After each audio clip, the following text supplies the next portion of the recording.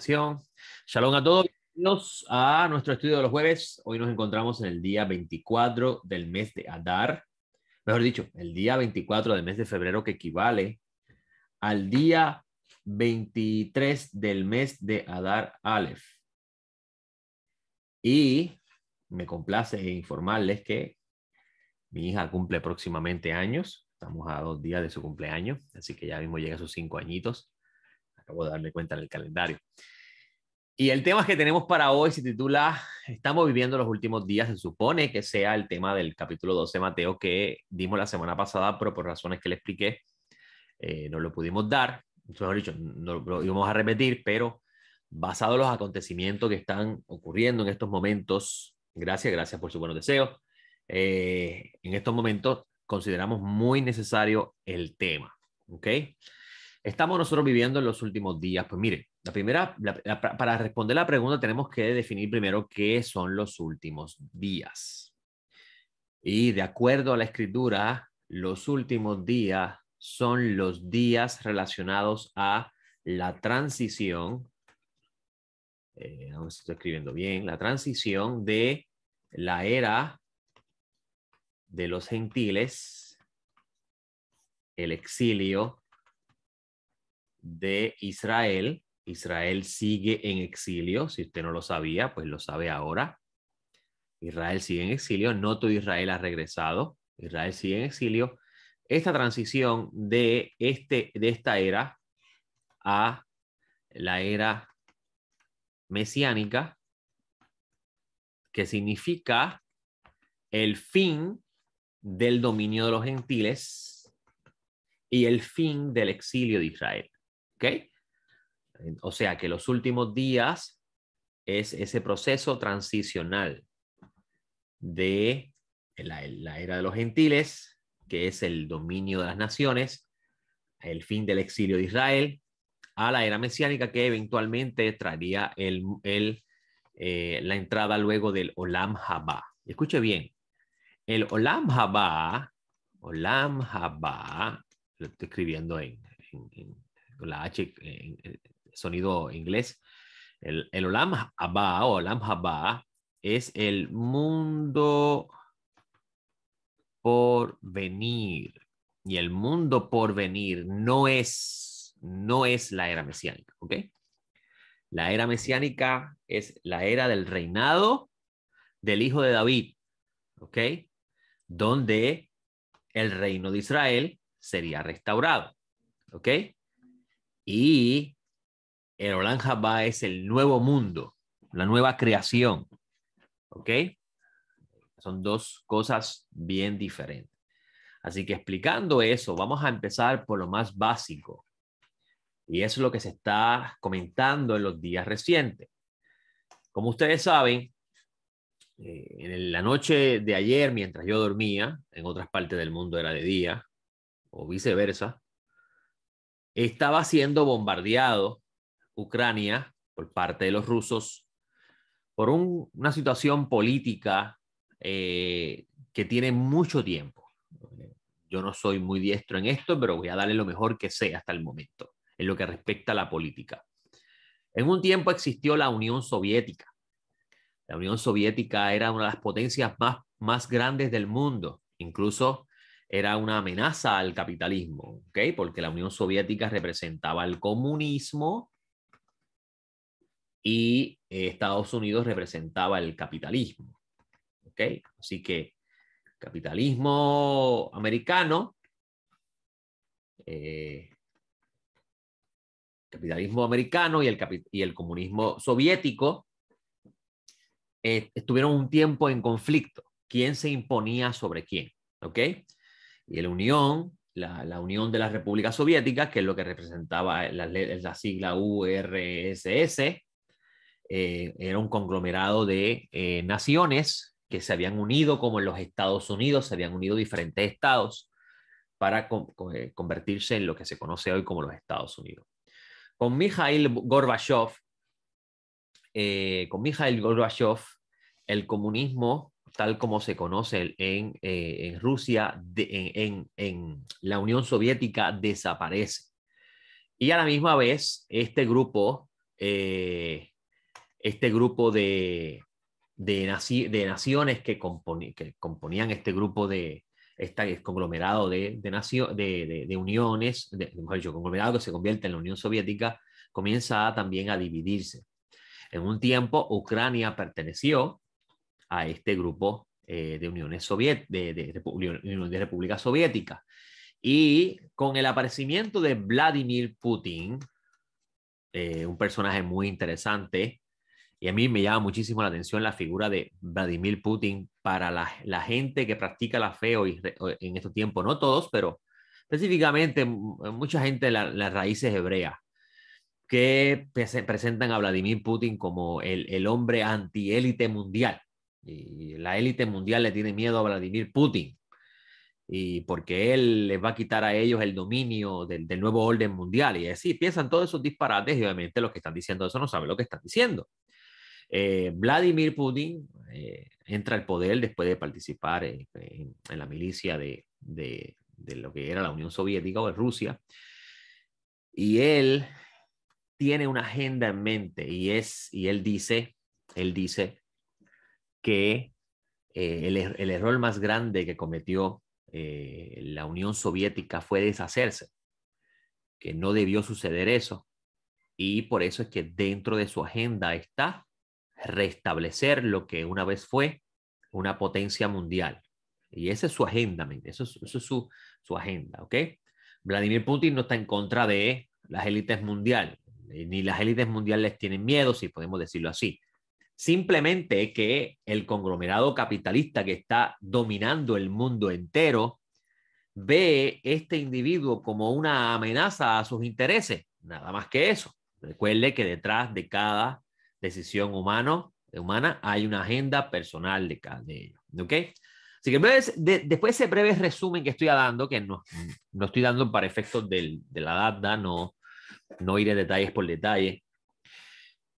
Muchas personas, basándose en las profecías bíblicas, intentan darle participación a las profecías a ciertos países en el mundo. Se preguntan, ¿Estados Unidos es parte de las profecías bíblicas? ¿Es Rusia parte de las profecías bíblicas?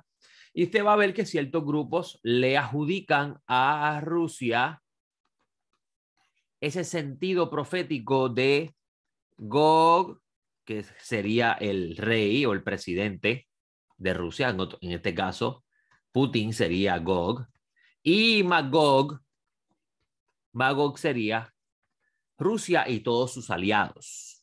¿Ok? Tú vas a encontrar literatura rabínica que incluso se habla de Rusia ser la figura de Gog.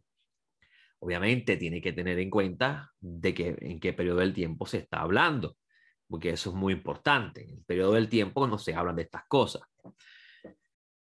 Cuando tú vas a la escritura y cuando tú tomas por cierto esto de que Putin es Gog y Rusia es Magog y las naciones que se unen a Rusia, piensas que esto es el sentido bíblico del texto. Si tú no conoces bien el texto y de lo que se está hablando, vas a dar por cierto esto y obviamente vas a ser guiado por el error, ¿ok?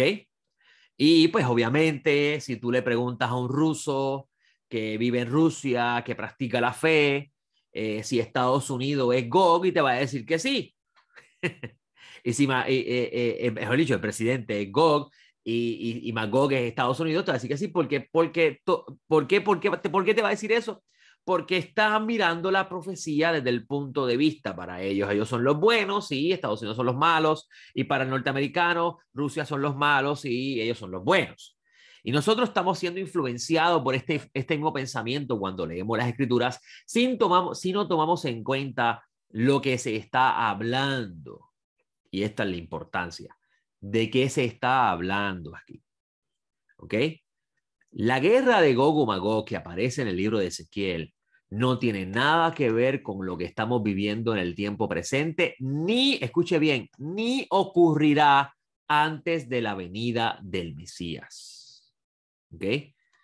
la guerra de Gog y Magog o la profecía de Gog y Magog. Aquí un momentito. La profecía de Gog y Magog.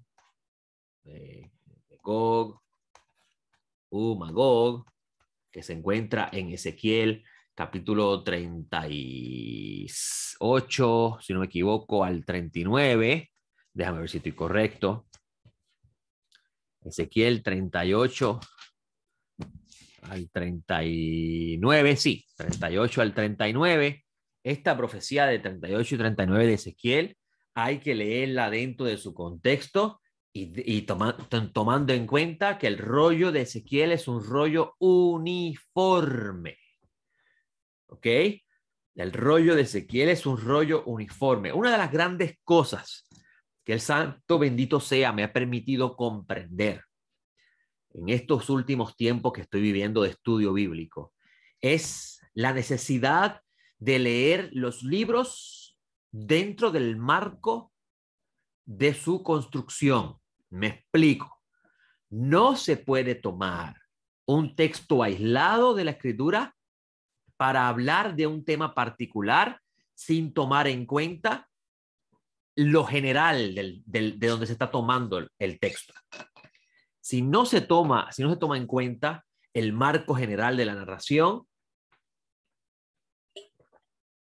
no se va a poder utilizar correctamente el texto. ¿Ok? Y quiero empezar por aquí, porque esto es lo que tú vas a empezar. Estás escuchando en las redes sociales, en YouTube, ya está el señor de México hablando de que haciendo gematría con el nombre de Putin y relacionándolo con Gog. O sea, lo que usted va a encontrar en la doctrina de error que existe hoy en día y en los vientos de confusión que están dominando la fe, es personas tratando de forzar que la escritura diga lo que no dice.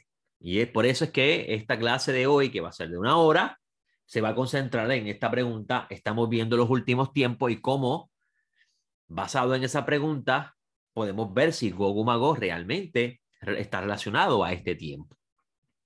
Cuando tú vas al libro de Ezequiel, vuelvo y repito, y lees el libro de Ezequiel como un rollo uniforme, te vas a dar cuenta, y siempre haga este ejercicio cuando lea la escritura, te vas a dar cuenta de que la introducción del libro tiene un propósito y el fin del libro resumen realiza, trae realizado, permite que se realice lo que se está presentando al principio del rollo. Tú vas a ver que en el rollo de Ezequiel, el Ezequiel tiene una visión de Dios cuyo propósito no es mostrarle a Ezequiel los secretos de la Merkabá para que luego futuras generaciones escriban el libro Maaseh Merkabá y empiecen a hablar de la Sefirot en la figura de la carroza. No, no, no, no. Ezequiel está viendo la visión del que se sienta en el trono para que él pueda entender a través de esa visión la elección que él va a tener y la función que se le va a dar como un profeta de la estatura de Moisés, quien vio a Dios y también recibió de Dios una encomienda. ¿Ok? Quien también Isaías vivió la misma experiencia.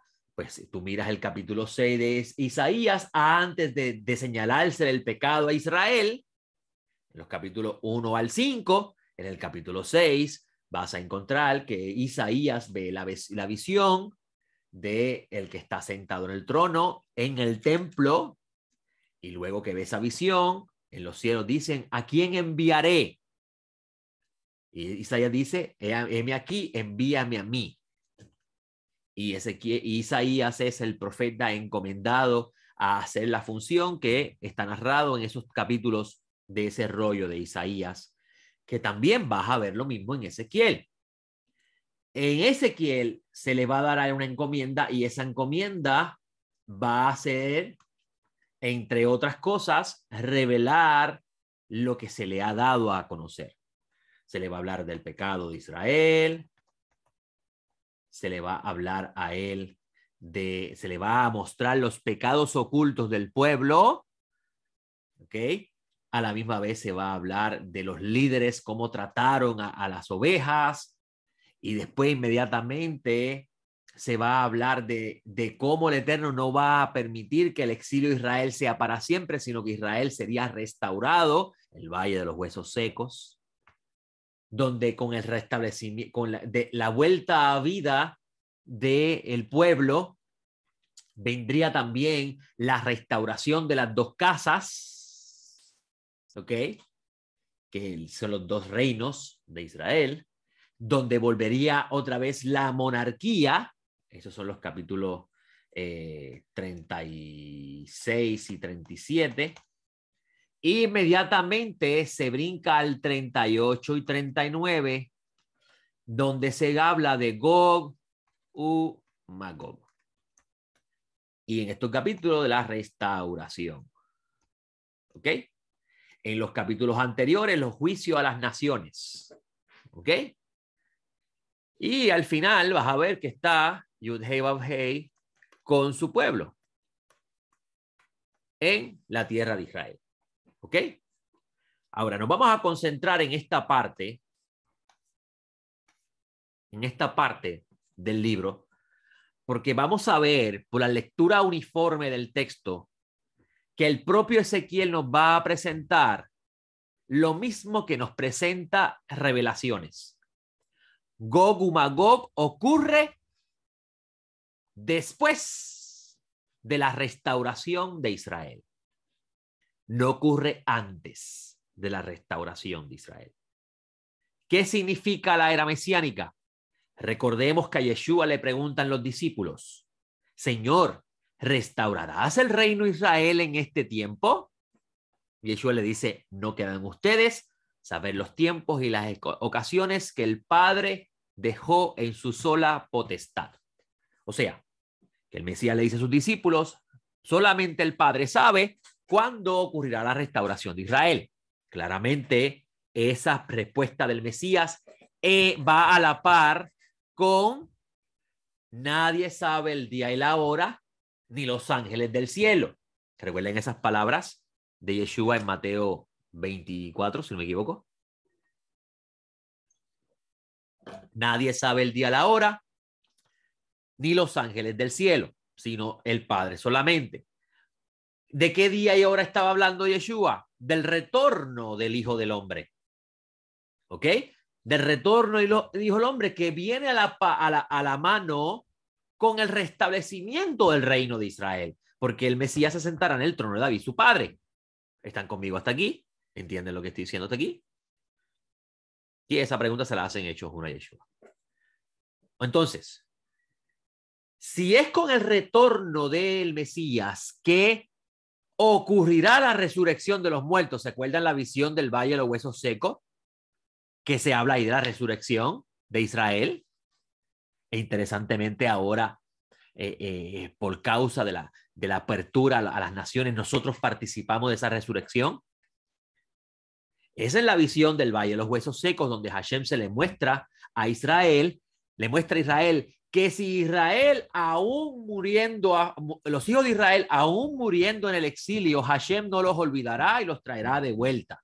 Ahora, lo interesante del texto es que el texto está diciendo, échale mano a esta idea, que son los que dicen, los hijos de Israel que dicen: ay, voy a morir acá, Hashem nos va a olvidar.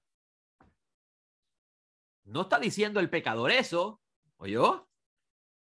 Vamos a buscar ese texto.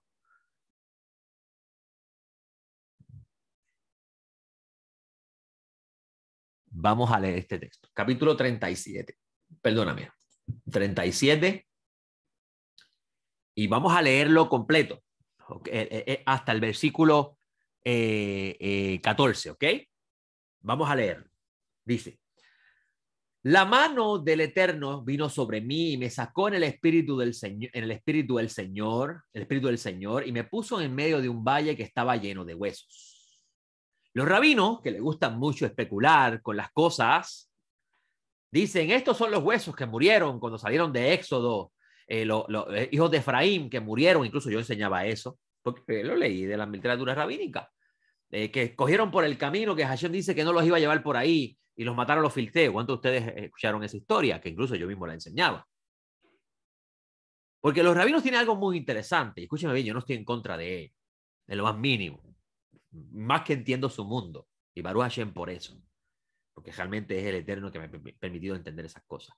Los rabinos tienen un asunto bien interesante. Y es que lo que ellos no le encuentran respuesta, se inventan una fábula para responderlo. Y la respuesta está en el propio texto cuando analizas el texto.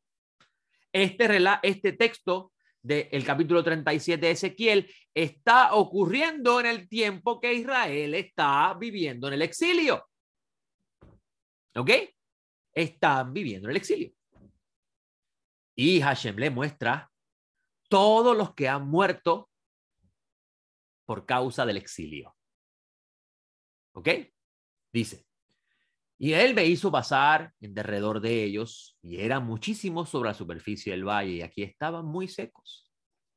Y él me dijo, hijo de hombre, ¿vivirán estos huesos? Y yo respondí, sí, Señor, tú lo sabes.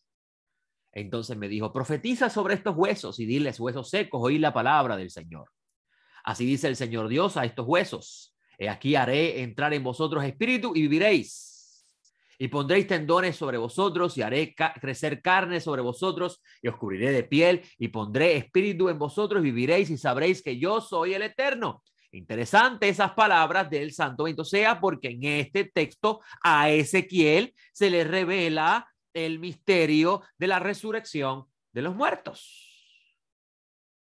No fue a Moisés. ¿Okay? No fue a Moisés el que se le reveló el misterio de la resurrección de los muertos, fue a Ezequiel. ¿Ok? Pero obviamente esta idea de la resurrección de los muertos viene acompañada de un evento que está ocurriendo en su tiempo. ¿Ok? Dice, profeticé pues como me fue mandado, y mientras yo profetizaba hubo un ruido y luego un estremecimiento y los huesos se juntaron cada uno en sus huesos y estas son las dos casas que están reviviendo. Y me miré y aquí habían tendones sobre ellos, creció la carne, la piel los cubrió, pero no había espíritu en ellos. Entonces él me dijo, profetiza al espíritu, profetiza, hijo de hombre, y di al espíritu, así dice el Señor Dios. Ven de los cuatro vientos, oh espíritu, y sopla sobre estos muertos y vivirán. Y profeticé como él me había ordenado, y el espíritu entró en ellos, vivieron y se pusieron en pie, un enorme e inmenso ejército. Entonces él me dijo, hijo de hombre, estos huesos son toda la casa de Israel. Aquellos dicen, nuestros huesos se han secado y nuestra esperanza ha perecido. Estamos completamente destruidos. Por tanto, profetiza y diles, así dice el Señor Dios. He aquí abriré vuestros sepulcros y os haré subir de vuestros sepulcros, pueblo mío, y os llevaré a la tierra de Israel. O sea, aunque ustedes mueran en el exilio, ustedes van a regresar a la tierra de Israel. Pero ¿a quién le están diciendo eso? Hashem le está diciendo eso al pueblo que le causa dolor el exilio, no al pueblo que se ha asimilado con las naciones. Obviamente se está refiriendo al pueblo de Israel. ¿Ok? Cuando dice la casa de Israel se refiere a todo Israel, porque antes de que Israel fuera dividido entre el reino de Efraín, que luego se llama el reino de Israel, y el reino de Judá, se llamaba completo Israel. ¿Ok? La casa de Israel. Así que esto no es una profecía para las 10 tribus del norte, como algunos enseñan. ¿Ok? Pero interesante que el texto habla de la resurrección de los muertos. Y por lo tanto dice que los que queden vivos serán tomados por el Señor para estar con el Señor para siempre. ¿Dónde va a estar el Señor Yeshua en su retorno? ¿Dónde va a estar, mis amigos? Ayúdenme con la respuesta. Ya ustedes lo saben. En la tierra de Israel. O sea que esta profecía es para los que murieron. Pero ¿qué tal cuando el Mesías aparezca? Estén vivos. ¿Qué sucede con los que están vivos? También serán tomados y regresarán a la tierra. ¿Ok? Y dice el texto, y sabréis que yo soy el Eterno cuando abra vuestro sepulcro y os haga subir de vuestro sepulcro, pueblo mío. Pondré mi espíritu en vosotros y viviréis y os pondré en vuestra tierra. Y esto es importante, esta idea de pondré mi espíritu en vosotros, porque los discípulos del Señor enseñan que solamente participarán de la resurrección de los muertos los que tienen el espíritu. ¿Verdad que sí que enseñan eso los discípulos? Si no tienen el espíritu, no participarán de la redención. Interesante, ¿no? ¿Están conmigo? Seguimos leyendo. Ok, hacemos una pausa aquí. Aquí pueden observar que esta profecía está construida en el tiempo del exilio de Babilonia, donde Hashem le está anunciando por medio del profeta que ellos serían restaurados. Pero lean los capítulos anteriores. Tiene que haber arrepentimiento de los pecados que cometieron. Y esta es la parte muy interesante que yo puedo ver en el tiempo presente dentro de la literatura rabínica. Y que, por ejemplo, estudiando el asunto del becerro de oro, ellos no quieren reconocer que es Israel el que comete el pecado del becerro de oro, sino que le adjudican el pecado a otro. Que obviamente es un hecho muy vergonzoso. ¿Ok?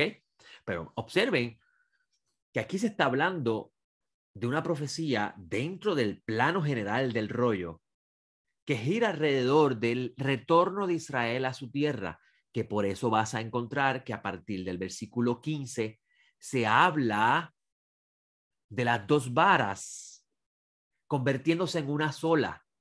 O sea que en la finalización del exilio,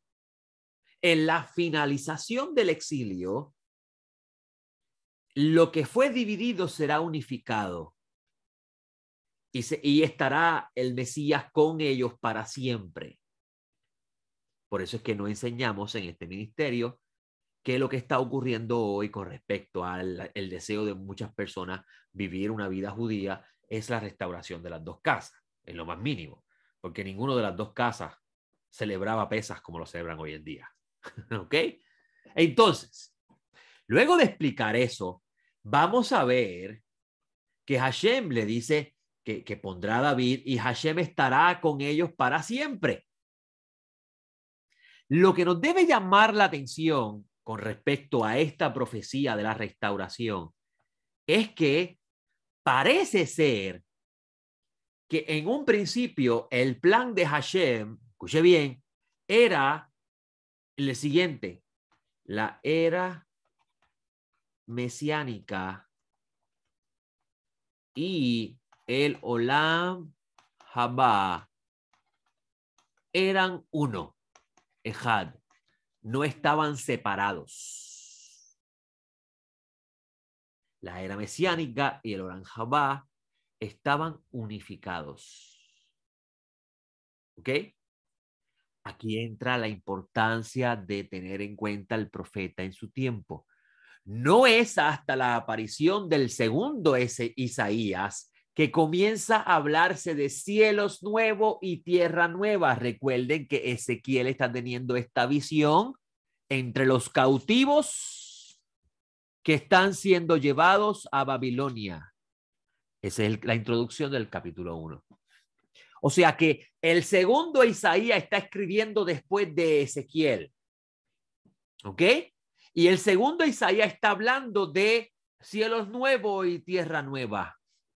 Y no lo está uniendo a la era mesiánica. ¿Por qué? ¿Por qué? Ya lo hemos dicho muchas veces. Porque en el tiempo de la visión de Ezequiel, Israel no se arrepintió de sus pecados. Y por eso es que las cosas que están siendo narradas en Ezequiel a partir del anuncio del pecado de Israel se dejan para el tiempo del Mesías.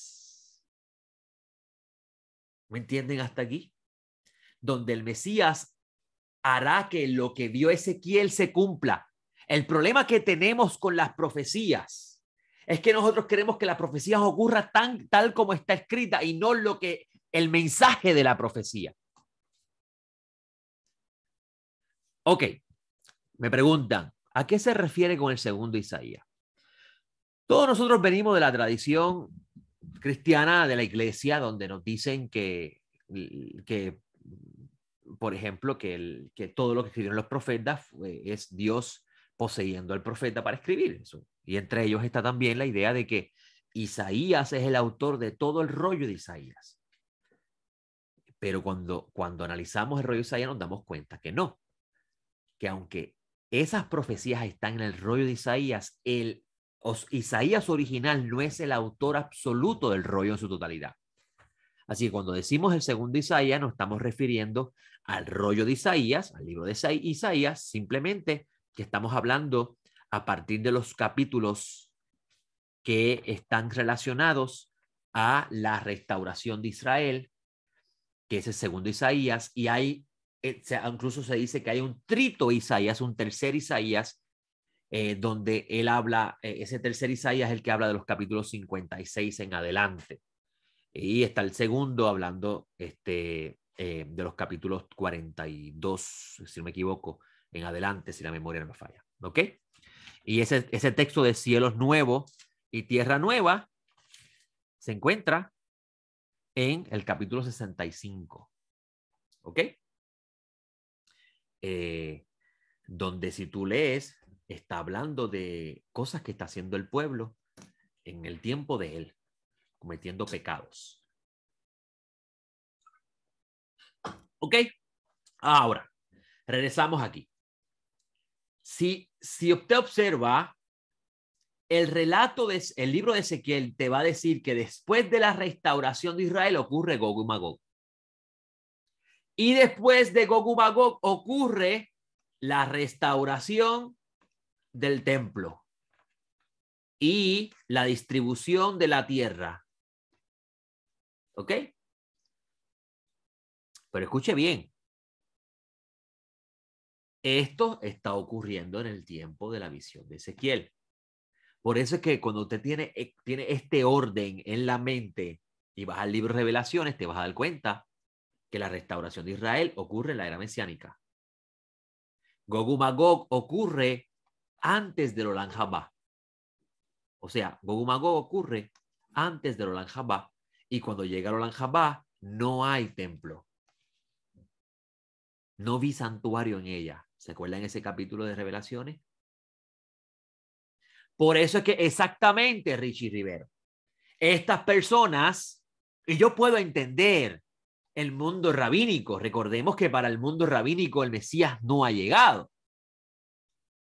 Pero para el grupo de personas que pertenecen a la familia del Mesías, que son parte del cuerpo del Mesías, esta idea de un tercer templo para el cumplimiento de las profecías es una construida sobre la arena.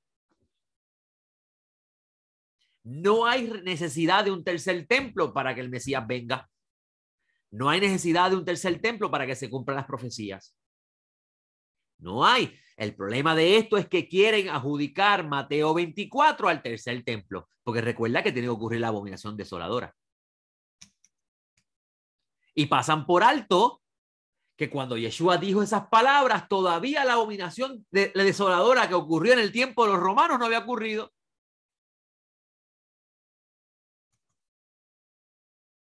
¿Me entienden? A ver, Richie, tú que estás participando. ¿Ok?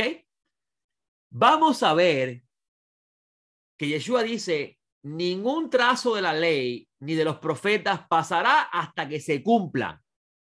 Y estas personas que usan ese texto para hablar, toda la ley está vigente, no toman en cuenta lo que Yeshua está diciendo. Dice, hasta que todo se haya cumplido. Lean el capítulo. En este libro de Ezequiel, estas profecías no se han cumplido. Todo Israel no ha regresado. En el 1948 no es el en 1948 no es el cumplimiento del Valle de los Huesos Secos, ni tampoco el cumplimiento de Isaías 66, donde dice, ¿nacerá una nación en un solo día? Tampoco lo es. Suena muy bonito, es muy poético, pero no lo es. Porque los textos giran alrededor de la restauración del reino de Israel. Y en el 1948 no se restauró el reino de Israel. ¿Ok? Eso Hashem lo dejó en las manos del Mashiach. ¿Están conmigo? Como, escuche bien, como también, y ahí es donde entra, échele mano a esto que le voy a decir. Usted va a encontrar que después que Ezequiel recibe esta revelación, el rey persa lanza un decreto permitiéndole a Israel regresar y restaurar a Jerusalén. Pero con ello no se cumplen las profecías de Ezequiel.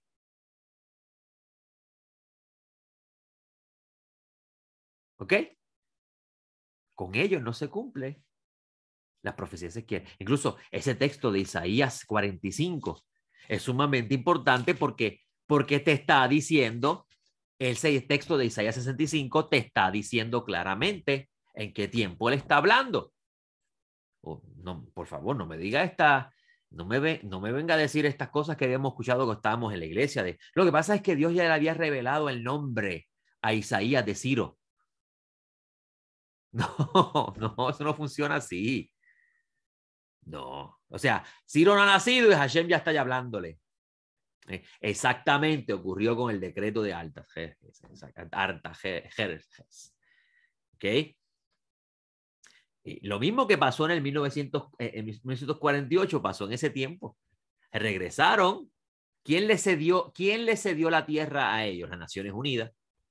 ¿Quién le dio permiso para regresar a Israel y restaurar la ciudad y la plaza? El rey persa. ¿Ok? Pero eso no significa que la profecía de Ezequiel alcanzó su cumplimiento en su tiempo. Por eso es que ese segundo templo nunca logró ser, aunque Hashem lo deseó, nunca logró ser lo que se había hablado de que podría ser. ¿Ok? Porque recuerde que el deseo de Hashem no es el templo, el deseo de Hashem es morar con el pueblo. No es el templo. El templo es el medio a través del cual Hashem moraba con el pueblo desde el punto de vista del Sinaí. Pero antes del Sinaí, cuando Hashem se manifestaba al humano antes del primer pecado del hombre, ¿dónde vivía Dios? ¿Dónde estaba el templo de Dios? No había. ¿Ok? ¿Me entienden hasta aquí? Por eso que cualquier persona que enseña que la meta de esto es el templo no sabe lo que está hablando. No ha leído bien la Biblia. ¿Ok? Ahora, regresamos al tema. Usted va a darse cuenta, según lo que estamos mostrando, que es después de la restauración del reino de Israel donde ocurre Gog y Magog. ¿Ok? Y tenemos que averiguar cuál es la razón de ser de Gog y Magog. Amigos, Gog y Magog no es el conflicto de las naciones. Por eso es que están errando los que enseñan hoy que Vladimir Putin es Gog y que él es el que va a traer la guerra de Gog y Magog antes de que venga el Mesías y el Mesías va a venir en ese tiempo. No, eso es un error. Gog y Magog no es el conflicto de las naciones. Gog y Magog es el conflicto de las naciones hacia Israel, pero con un solo propósito. Con un solo propósito. Y vamos a leer el texto para descubrir el propósito, para que así nadie los engañe. ¿Ok? Nadie los engañe. Vamos a leer. Dice.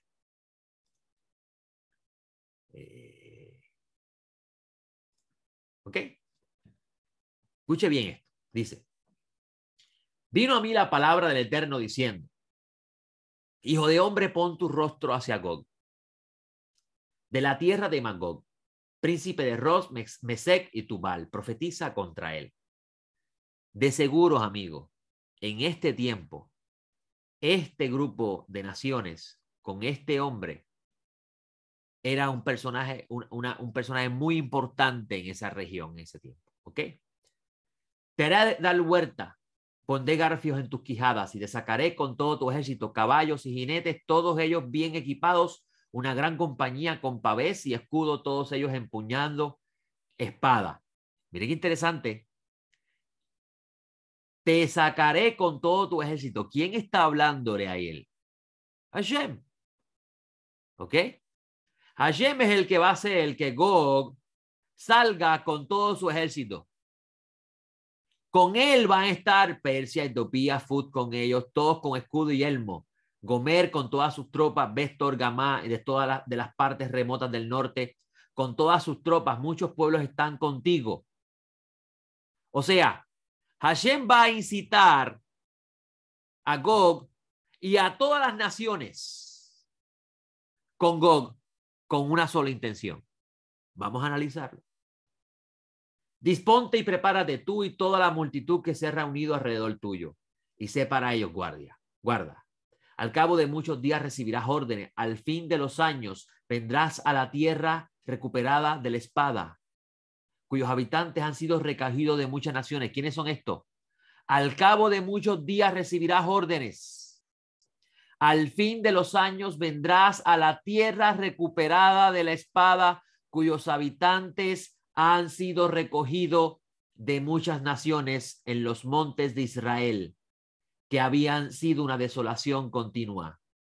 Este pueblo fue sacado entre naciones y habitan seguros todos ellos. O sea, mira lo que dice el texto.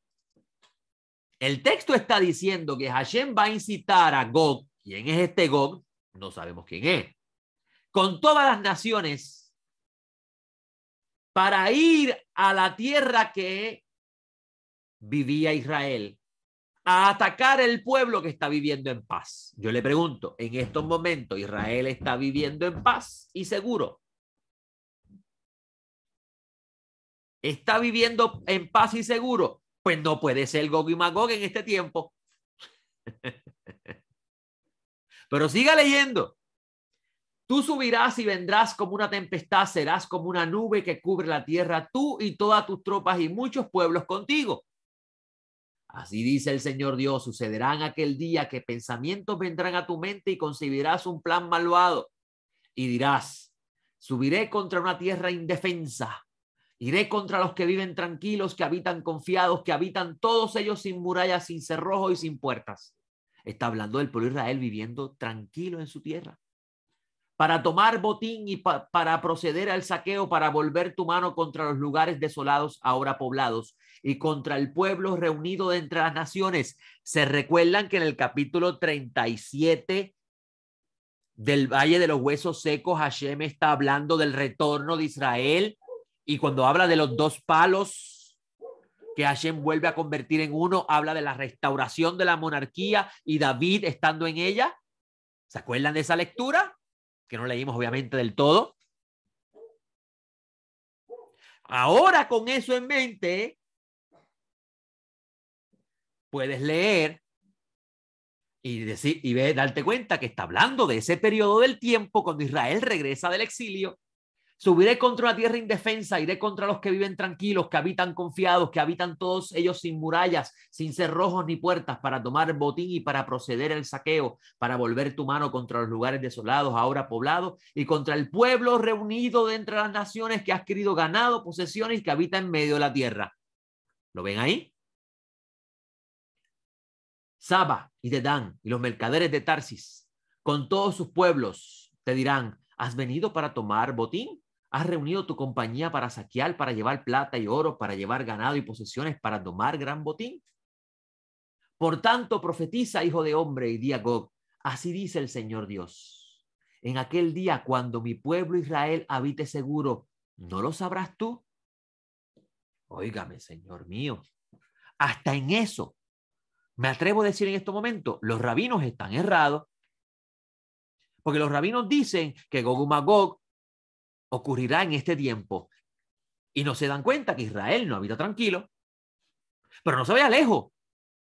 Cuando Barack Obama fue presidente de los Estados Unidos, en Israel un jovencito lo llevaron a diferentes sinagogas y yo tuve en mi poder ese video, incluso los que estudiaban en ese tiempo conmigo, yo les mostré ese video. Ese jovencito estaba hablando de una visión que él tuvo, que llegó hasta a la academia de Rashi y la de Simón Bar Yochai, y escuchó decir que Barack Obama era Gog y que él iba a traer la guerra de Gog y Magog. una falsa profecía, un falso profeta, un espíritu que sedujo al error. Y ahora el de México está diciendo que Putin es Gog. Cuando leemos el texto está diciendo que Hashem va a incitar a Gog en el día en que el pueblo está habitando en la tierra seguro. En estos momentos, vuelvo y le pregunto, ¿Israel habita seguro en la tierra? ¿El reino de Israel ha sido restaurado? Porque es lo que dice el 37 al final. Y pondré David mi siervo a pastorearlo y yo habitaré en medio de ustedes y ustedes serán mi pueblo para siempre. Y después viene la profecía de Gog y Magog. Exactamente, Mashiach no está.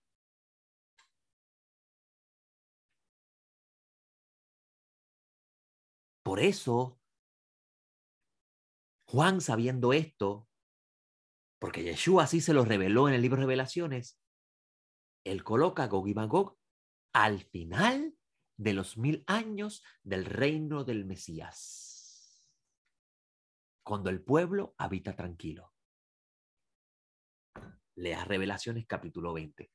Vamos a ver si es el 20, yo creo que es el 19. Vamos a ver si es el 20. Yo creo que es el 20.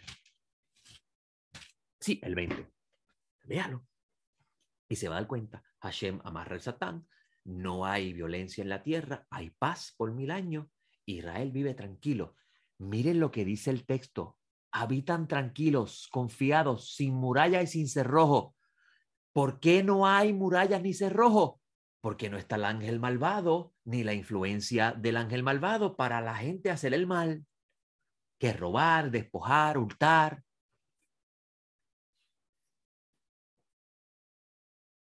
Me parece interesante eso. ¿No le da conocer esto una paz y una libertad en su corazón de saber la verdad y poder estar seguro que nadie lo va a engañar a usted?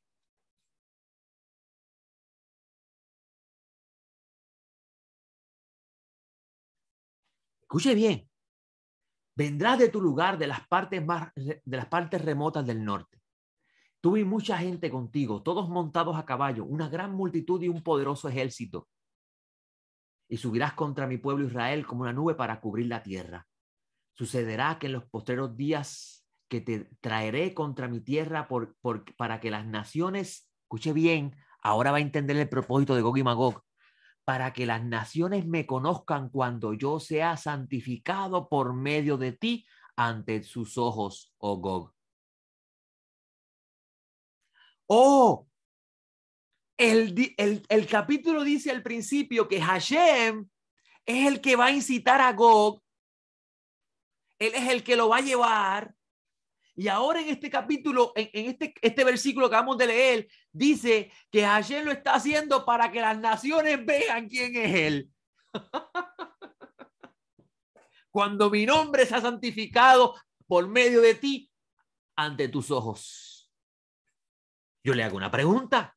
Si Vladimir Putin es Gog y él es el que va a traer Gog y Magog, ¿dónde cabe eso aquí en el texto? Como con el faraón exactamente.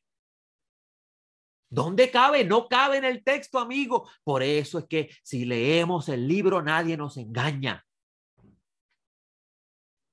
Pero sobre todas las cosas, si el verdadero Mesías no está con nosotros, seremos engañados. Por eso es que le digo que todo aquel que le profetiza a un Yeshua que no es que no enseñaron los apóstoles, le está enseñando un falso Mesías y lo están engañando. Y por eso es que usted ve que sus agendas, lo que enseñan confunde, porque no está fundamentado en la verdad.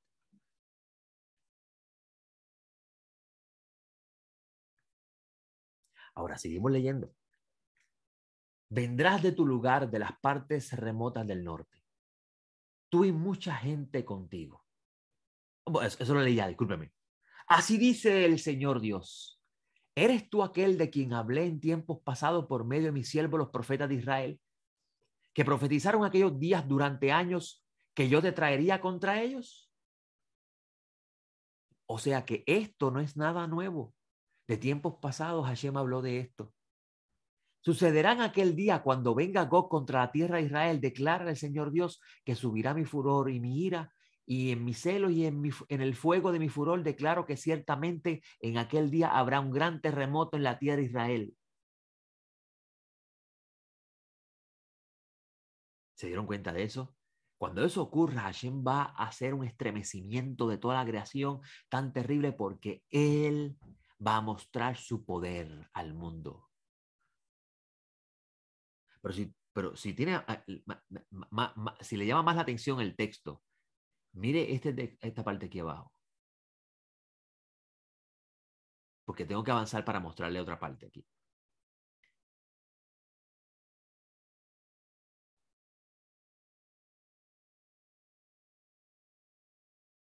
Mire esto. Por tanto, así dice, es el versículo 25, el Señor Dios. Ahora restauraré el bienestar de Jacob y tendré misericordia a toda la casa de Israel y me mostraré celoso de mi santo nombre.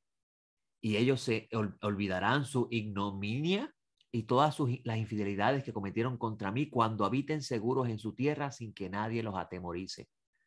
Cuando yo los traiga de entre los pueblos, reúna entre las tierras de sus enemigos, serán tan santificados en ellos ante los ojos de muchas naciones. Ellos sabrán que yo soy el Eterno, su Dios, porque los hice ir al cautiverio entre naciones y después los reuní de nuevo en su propia tierra sin dejar allí ninguno de ellos. O sea, la intención de Hashem mostrar su poder en lo que ocurre con Gog y Magog es mostrarle a las naciones: ninguno de ustedes fueron los que por su poder hicieron que mi pueblo fuera al cautiverio.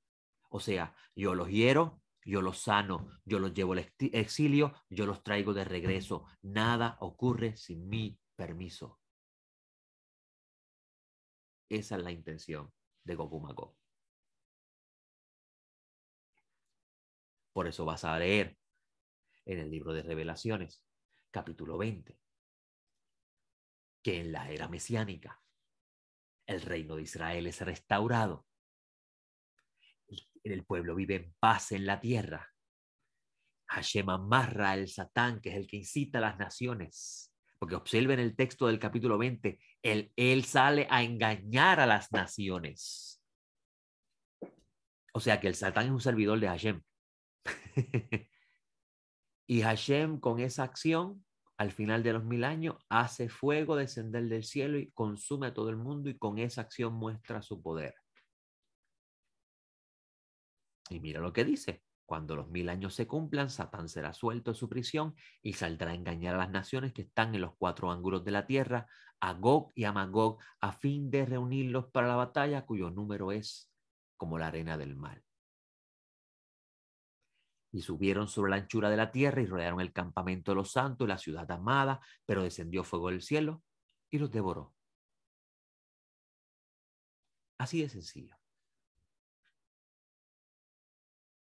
Así que en el libro de Revelaciones se nos muestra que Gog y Magog ocurrirá al final de la era mesiánica, que guarda la misma relación que el libro de Ezequiel, porque el libro de Ezequiel nos muestra que después de la resurrección de los muertos y el retorno de todo Israel, el restablecimiento de la monarquía, David en medio de ellos, Hashem traerá a Gog para probar a través de Gog su fuerza y su poder y mostrar al mundo que todo lo que Israel ha vivido es por su mano y no por nadie más.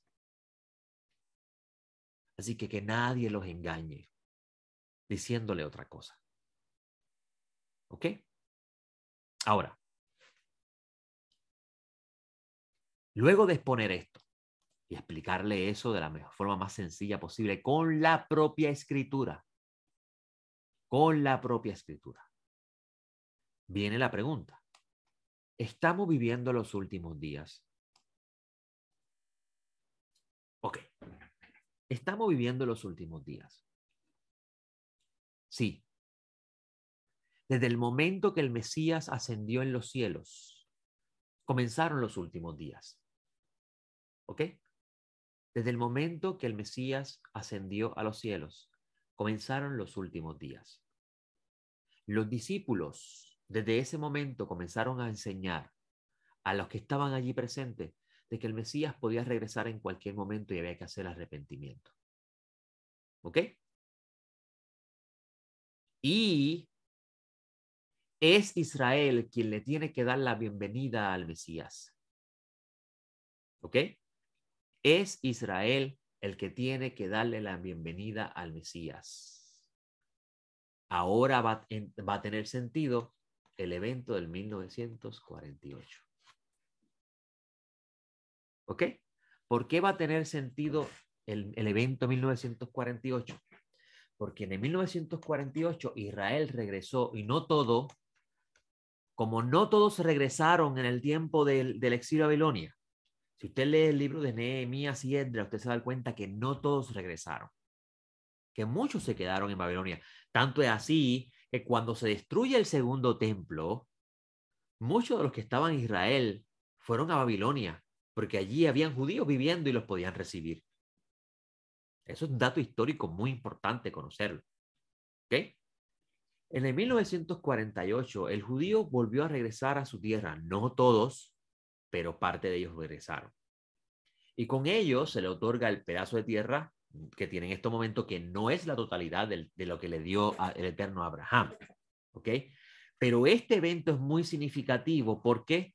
Porque marca ese proceso donde el pueblo está viviendo en la tierra de sus ancestros, pero no tienen paz.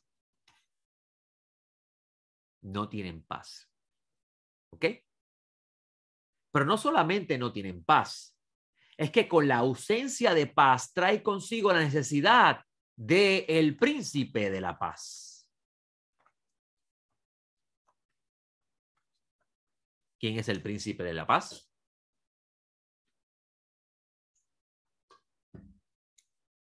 ¿Quién es el príncipe de la paz? A ver. Nuestro Señor Yeshua. Muy bien. Yeshua, nuestro Señor, es el príncipe de la paz. Y en este capítulo de Mateo, Yeshua dice unas palabras muy importantes que son claves para entender el fin de los tiempos. Yeshua dice que Jerusalén va a vivir una desolación. Y si Jerusalén está desolada, la tierra también está desolada. No hay paz en ella.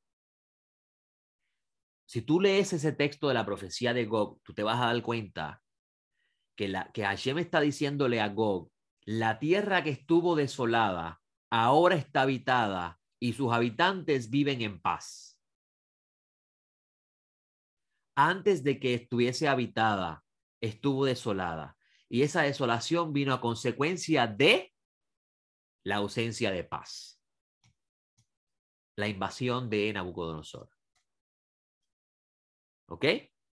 O sea que cuando Yeshua dice que la Jerusalén sería desolada y que no lo volverían a ver más hasta que le den la bienvenida, y recuerden que él es el príncipe de paz,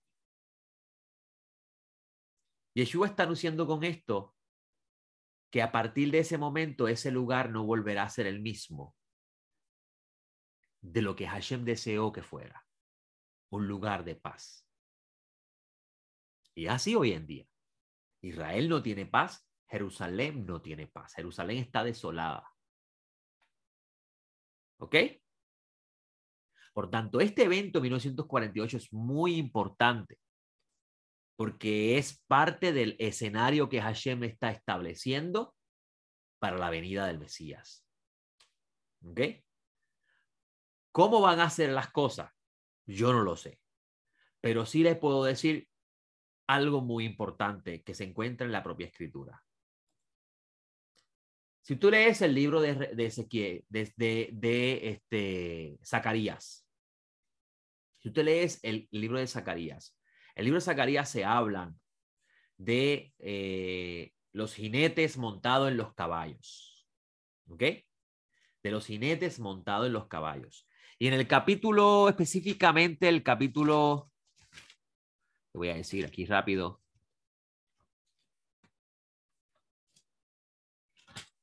En el capítulo 6 de Zacarías, se va a hablar de lo que esos jinetes representan. Vamos a verlo. Dice, alcé de nuevo mis ojos y miré aquí 4 carros que salían. Sí, eso representan el libro de Revelaciones, pero no representan eso acá. ¿Ok? Tenga paciencia. He aquí 4 carros que salían de entre los 2 montes, y los montes eran montes de bronce. En el primer carro tiraban caballos rojos, del segundo carro caballos negros, el tercer carro caballos blancos, y del cuarto carro fuertes caballos tordos. Entonces hablé y dije al ángel que hablaba conmigo, ¿qué son estos, Señor mío? Y el ángel contestó y me dijo, estos son los 4 vientos del cielo que salen después de presentarse ante el Señor de toda la tierra. Y eso es lo que quiero que ustedes vean. Estos son los 4 vientos del cielo. ¿Ok? Vamos a ver la palabra aquí, viento. Y tenemos aquí Rujot. Rujot. Los 4 espíritus del cielo. También se puede traducir. O sea que estos 4 vientos son seres espirituales que salen del eterno y rodean, corren por toda la tierra. ¿Ok?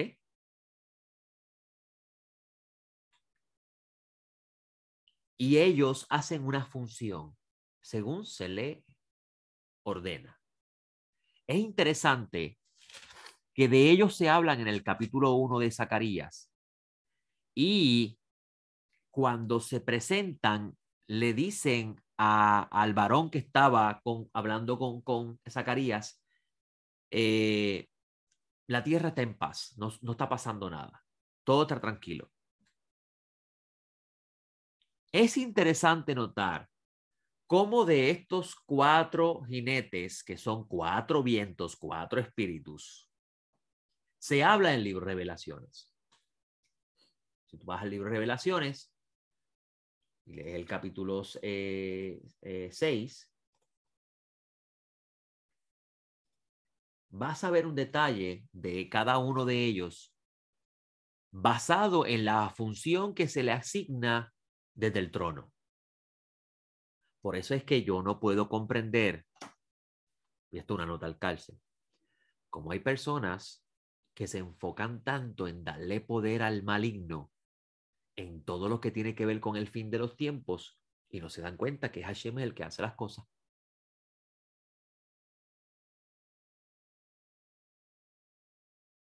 ¿Me entiendes lo que le estoy diciendo? Existe un ángel malvado, existe una serie de ángeles que le acompañan, existen espíritus de impureza, pero todos ellos están influenciando sobre los malvados de la tierra, no sobre el mundo y la creación. No es el diablo que trae los huracanes. Como me acuerdo cuando vino el huracán María que a Puerto Rico, que habían pastores en Puerto Rico en la radio diciendo que el diablo había traído ese huracán para destruir a los hijos de Dios. Yo, ¿de verdad? ¿A ese nivel hemos llegado? La escritura no nos enseña eso. ¿Ok? Vas a ver que de estos 4 vientos se hablan en el libro de Revelaciones. Y si observa, ellos salen del trono a hacer una función en el mundo. El primero, que siempre se dice, este es el anticristo, no me parece que sea el anticristo. Me parece más bien que es un espíritu de mentira, un espíritu falso, una influencia de engaño sobre el mundo. Recuerda lo que dijo Pablo. Hashem va a enviar una fuerza de extravío, una fuerza de mentira, por no haber creído la verdad para ser salvos. ¿Ok?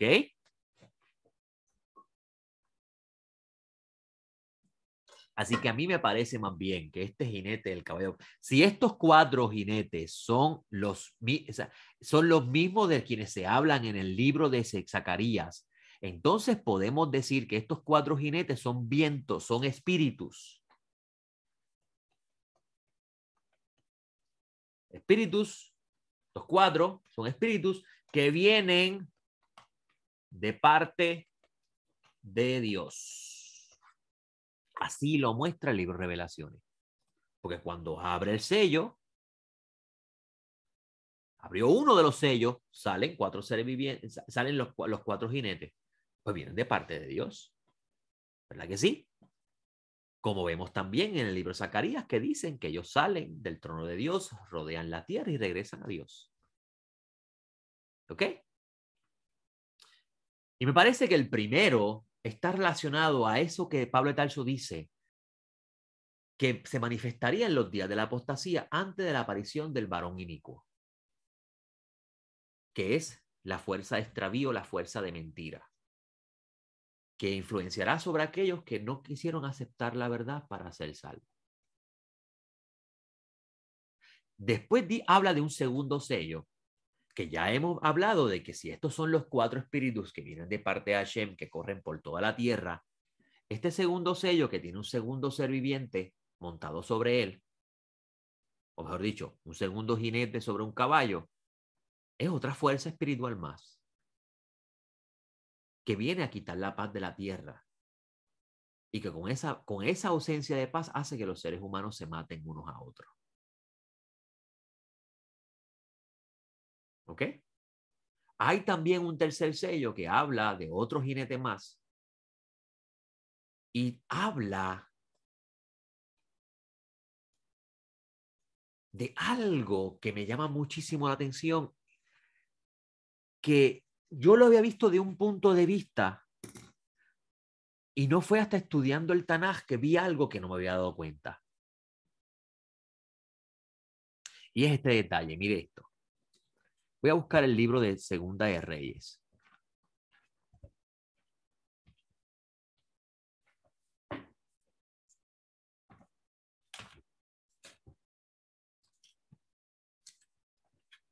Segunda de Reyes. ¿Y dónde es que estamos? Lo tenía marcado y lo cambié, así que van a tener que paciencia para que lo busque, hasta que lo encuentre. Ok.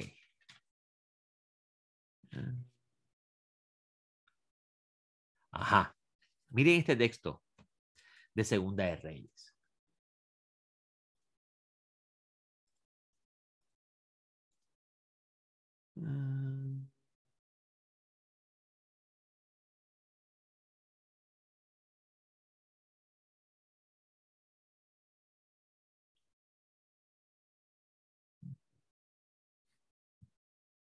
Ajá. Versículo 25.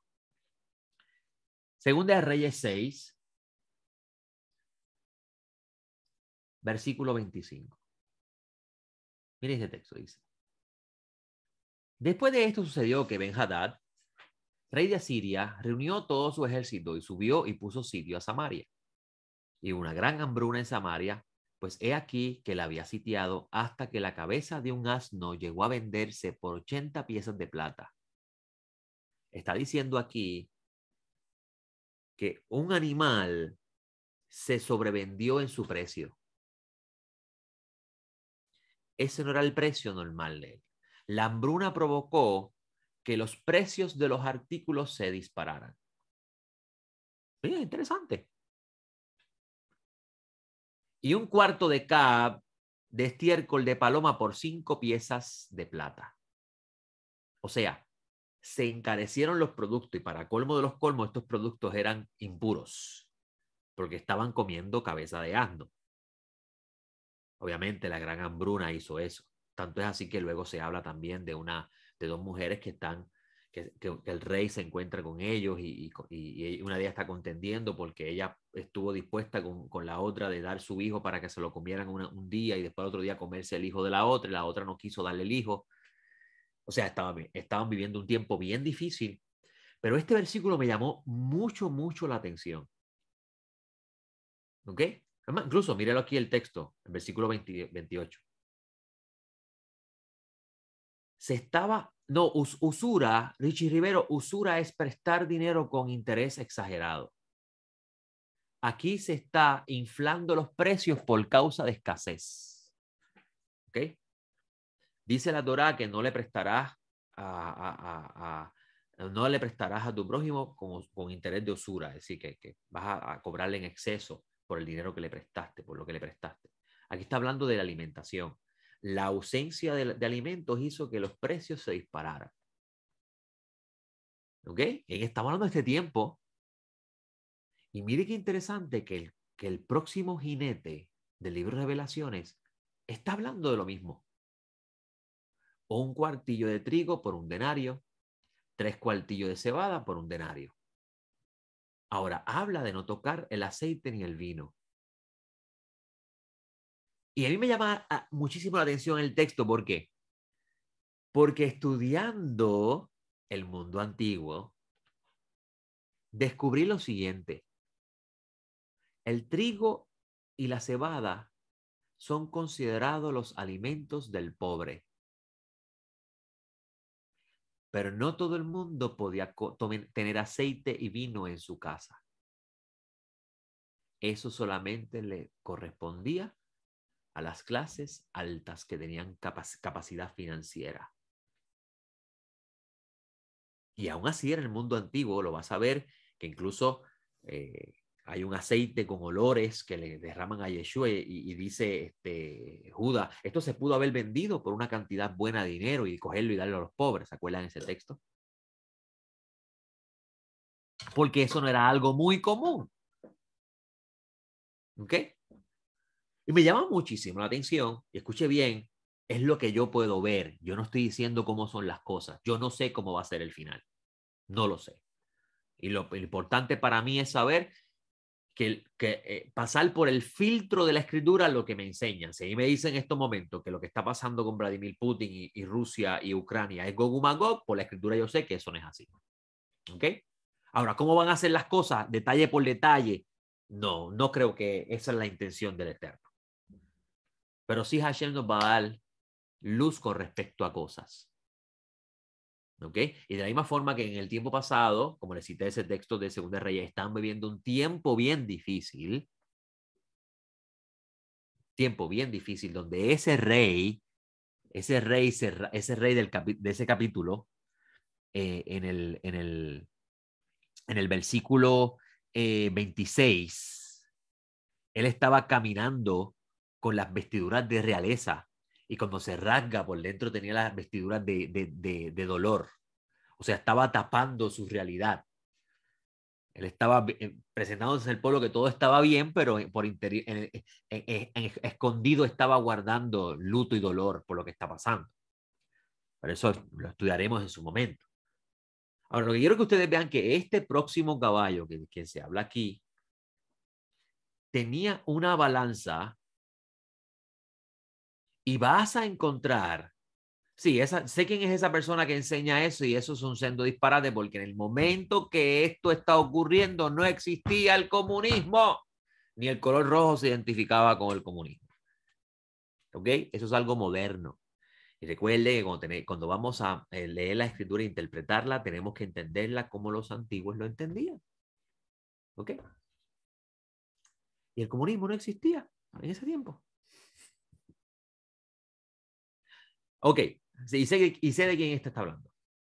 La señora me quiere mucho a mí también.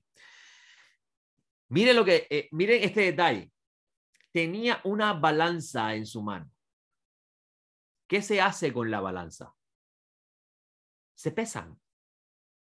Y basado en el peso de las cosas, se establece un precio. ¿Se acuerda ese texto de Proverbio? Pesas y medidas injustas aborrece el Eterno. ¿Verdad que dice eso Proverbio? Pesas y medidas injustas aborrece el Eterno. Y es interesante que dentro del mundo, estamos mirando el texto desde los cielos, se está hablando de la economía. La economía. Bueno, si te pones a analizar, la alimentación siempre envuelve la economía. ¿Por qué? Porque si vas al mundo antiguo, el que sembraba trigo, comercializaba su trigo para la venta de ese trigo poder comprar otros artículos. Así que hay una transacción económica siempre envuelta en el mundo de la alimentación. Siempre lo es así. En el mundo del intercambio de bienes hay una transacción económica. Eso es parte del mundo antiguo. ¿Ok? Y por eso, por esa razón es que Hashem dice peso y balanzas injustas, Hashem aborrece. ¿Ok? Y es interesante notar que lo que tiene que ver con el mundo de las, con lo que aquello que pertenece al mundo de las clases más pudientes, Hashem no los va a tocar. Pero sí decreta que lo que tiene que ver con los pobres, sí. ¿Por qué? ¿Por qué? La única respuesta que le puedo dar es la siguiente. El libro de Revelaciones habla de cómo Hashem va a juzgar a los ricos de la tierra por su injusticia. Porque los ricos de la tierra le han hecho daño a la creación, la han explotado y el producto de ella se han enriquecido. Ellos viven en los palacios. Y eso ha sido siempre así, desde que el mundo es mundo. Por eso es que el evangelio se le predica a los pobres, a los que no tienen esperanza.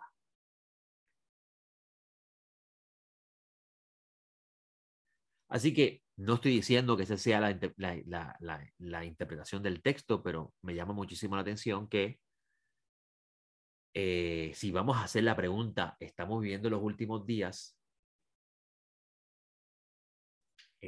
Nos debe llamar mucho la atención que del trono salga un decreto para que la comida se encarezca.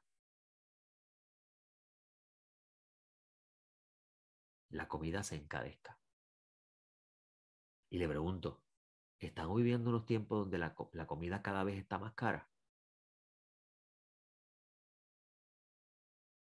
Sí, hay escasez de productos.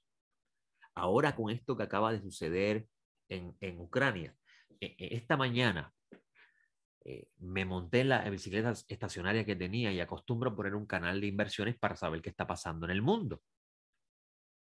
Y tan pronto empiezo a pedalear y empiezo a mirar la noticia, en un ratito el costo del petróleo subió un 8%.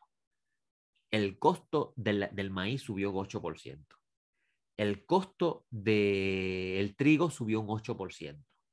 El platino y la plata subió también un 5, un 6% respectivamente. O sea, los productos se dispararon en cuestión de horas. Y ya nosotros estamos cargando un alza en los precios por razón de la pandemia.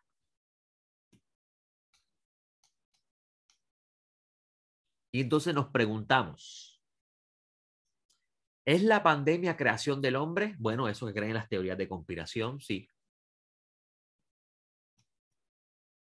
Sí, las bolsas se desplomaron. Esta mañana yo veía como en este caso de Estados Unidos, que yo monitoreo el Dow Jones, el Nasdaq y el Standard Poor's, eso era impresionante, cómo el mercado no había abierto y estaba por el suelo eso. Pero sí, viene la pregunta, ¿las plagas en el mundo son creación del hombre o es el justo juicio de Dios?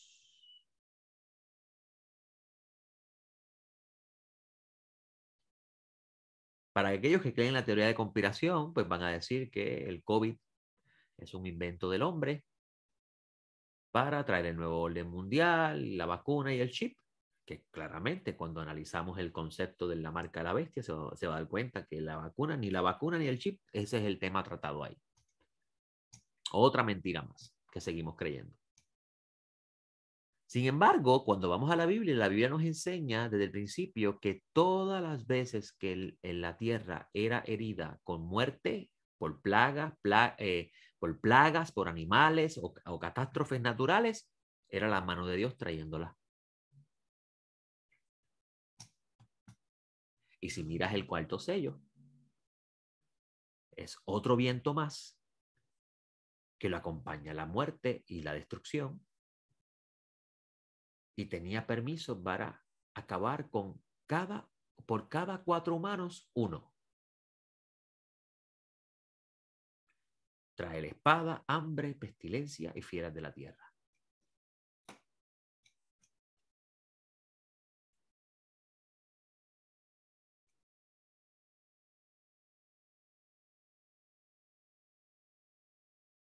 Bueno, basado en su comentario, Elizabeth, tengo que decir Y vamos otra vez, el aceite y el vino, que en el mundo antiguo esto eran productos que le pertenecían a las clases más altas. ¿Quiénes tomaban en los palacios vino? Los reyes. ¿Quiénes tenían los mejores aceites para alumbrar sus casas con las lámparas? La gente de dinero. Ahora, basado en su comentario, Elizabeth, quiero mencionarle que las estadísticas recientes demostraron que las grandes empresas como Amazon, Microsoft, Apple, Tesla, entre otros, se hicieron mucho más millonarios de lo que son en este tiempo de pandemia. Y a ellos no les duele pagar el precio caro por la comida, pues están llenos de dinero. Lo que puedo decirle con esto, y con esto cierro, que considero que es necesario hablar de eso hoy, si estamos viviendo los últimos días, yo me atrevería a decir que sí. ¿Por qué? Porque desde el momento que el Mesías fue subido a los cielos por parte del Eterno, los últimos días comenzaron. Ahora, ¿en qué etapa nos encontramos de los últimos días? Esa es una muy buena pregunta.